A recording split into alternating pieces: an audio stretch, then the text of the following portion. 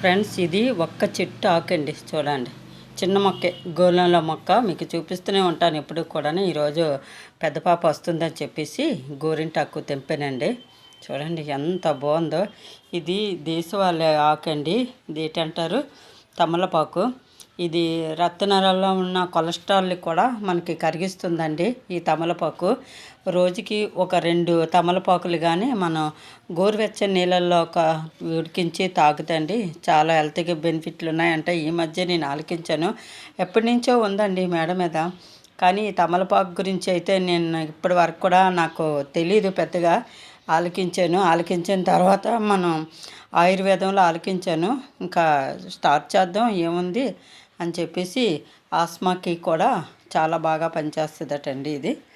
అలాగే చూడండి, మా ములంకాడలు అయితే 2 ములంకాడలు కోసుకొచ్చానండి. రేపు ములంకాడలు బంగాళదుంప కానీ గుడ్లు కానీ వేసుకొని వండుకుంటానండి.